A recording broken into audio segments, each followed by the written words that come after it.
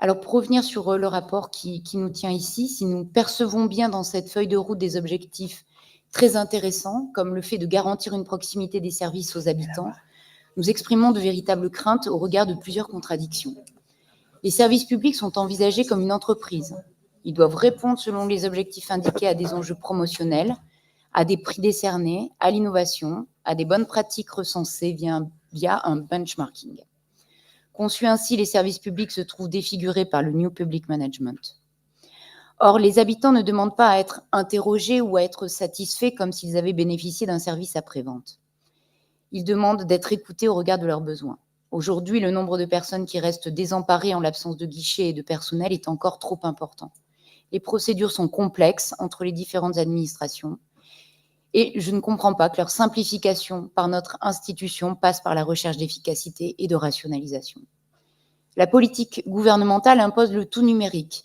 Une collectivité comme la nôtre a bien vocation à constituer un rempart contre les violences institutionnelles, notamment celles exercées par un État qui contribue par ses décisions au démantèlement de ses services publics, par l'externalisation, le recours à la sous-traitance et l'ouverture à la privatisation et à la mise en concurrence.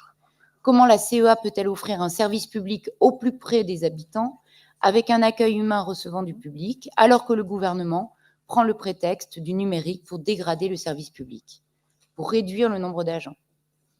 La politique gouvernementale veut réaliser des économies en ne renouvelant pas et en ne créant pas massivement des postes de fonctionnaires. Comment la CEA compte-t-elle faire en l'absence d'agents supplémentaires? Des postes sont créés, mais les besoins sont immenses, en ruralité comme dans nos métropoles. Il n'est pas demandé à un service public d'être rentable, mais d'être hors marché, d'être un bien commun. Les agents vont être associés à la politique de simplification. Autrement dit, en plus de leur charge de travail, ils vont devoir réfléchir à la façon de travailler avec les contradictions qui sont les vôtres. Les mécontentements et les difficultés rencontrées par les usagers sont réels. Le numérique, l'interface virtuelle permet de ne pas être confronté à ce mécontentement que vous n'entendez pas. Les agents en contact avec le public le sont quotidiennement, confrontés à la colère et à la détresse des personnes qui ne trouvent pas l'interlocuteur pour répondre à leurs questions, pour réagir à un courrier, pour exprimer leurs droits, pour exercer leurs droits. Ne demandez pas aux agents de réaliser un travail qui nous engage. C'est à nous d'élaborer une méthode simplifiant le travail des agents. Ne nous déresponsabilisons pas sur les agents.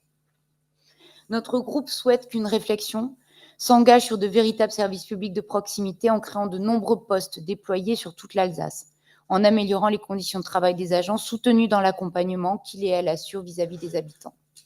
C'est en recentrant nos politiques sur les personnes, sur les agents de notre collectivité, que la proximité des services publics auprès des habitants pourrait être garantie. Je vous remercie.